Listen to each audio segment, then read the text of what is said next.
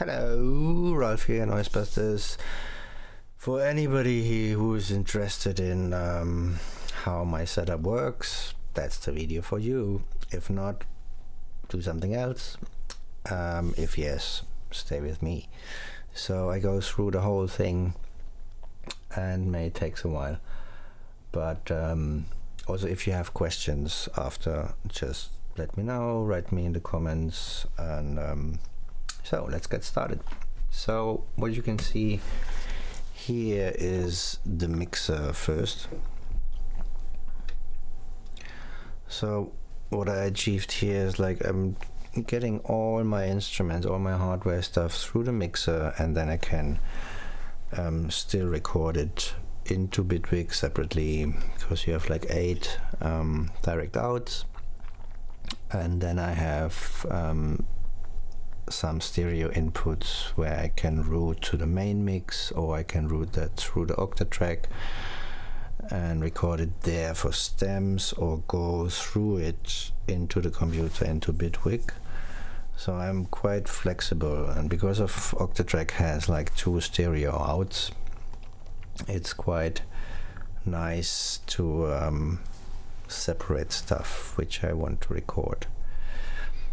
And what I did also with the Analog 4, for example, it has separate outputs, this machine, plus the main output. So what I did is like I used the track 1, mostly I use that for bass, and this goes into the mixer as a separate channel, so I can control it here, and then the main output from the Analog 4 is going to a separate stereo input.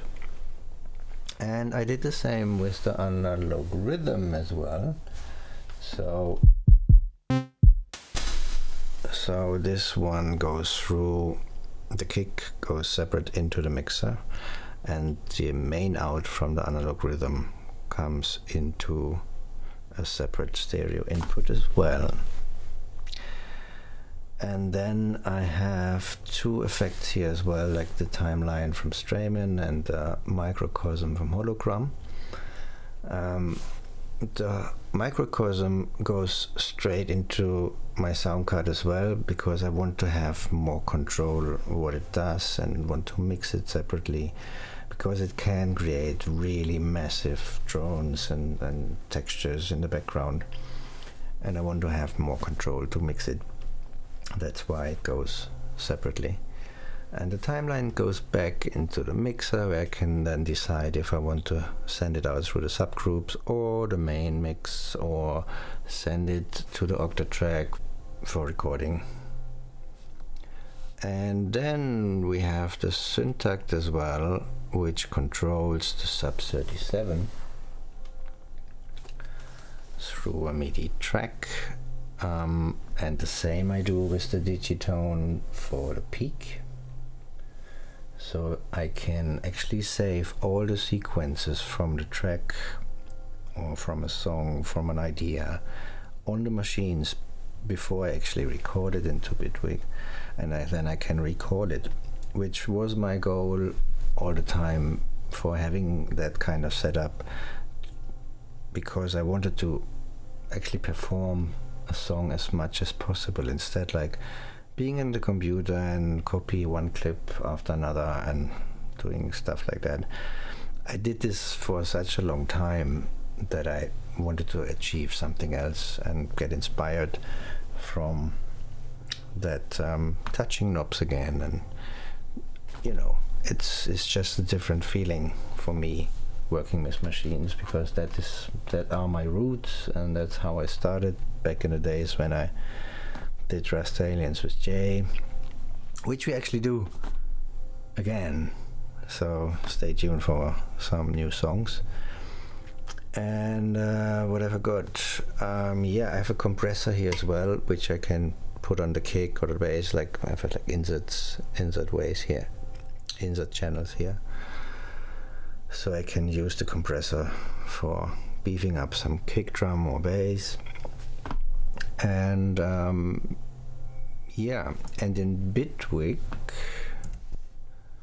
as you can see, I have all the channels coming in, and then I set up an auto channel. That's a function from the Electron machines, which is quite nice, because I can play on my keyboard and then decide from my Octatrack which instruments I want to play. So for example, track 1 would be the digitone, track 2 would be the syntact, track 3 would be the analog 4 and the analog rhythm. And I can, in that way, I can actually play with the keyboard and then record that what I play into the sequencers of the boxes. Is a little bit more intuitive, makes a lot of fun, and it's just an easier way to go around instead of programming everything on the machines, and you know. And I also have one peak MIDI channel which I can straight connect to the peak and play it on the keyboard. And then I have one thing also for the modular. I have a MIDI module from what is it, ALM, so I can use the keyboard for instantly play the modulars, which makes stuff very handy. And then also what I have in the setup in Bitwig, I have like an effects channel, so everything is getting routed through that effect channel, and this is made for breaks on the fly, so I can have like a a filter, some reverb, delays, phaser, which I can use on the fly while I record all that stuff and make some breaks and then edit it later. And I also have a mastering channel as well, where all that things go through, and then I can switch it on or off to check what's the level, if it would be kind of mastered. For sure it's not you know, it's just a reference thing. I don't use it so much, but if I need it, it's there, so perfect. And then you can see another channel called Multiclock, which actually syncs all of my setup.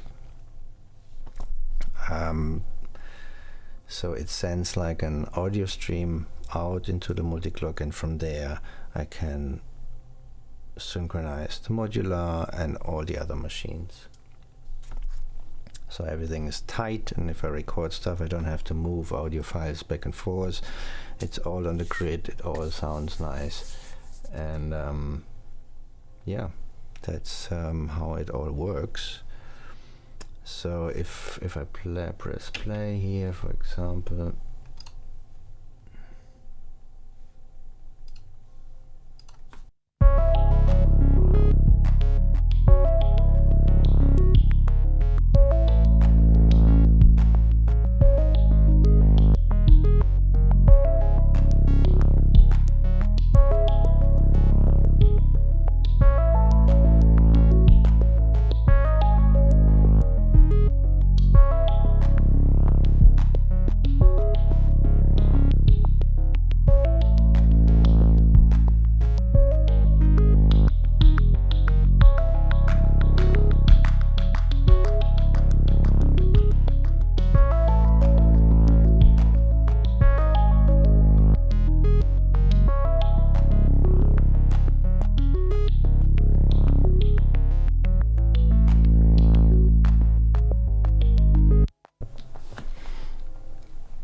so that's a small overview of what's actually happening. Oh, wait a second, I forgot something.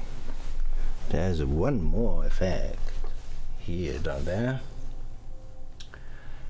and it's just like a do-it-yourself effect box. You can do reverbs, delays, even synthesizers, whatever, and then save it on the box, and then I have that connected on the mixer as well. So it's not 2 effects, it's actually 3. And one also which is very important to me is first the sensor for MPE stuff, and the FRAC tube down there, which I use to beef up some sounds, and it's like a really awesome saturation box. And you have like 4 real tubes, which you can use as 4 mono channels or 2 stereos. Absolutely wicked device. So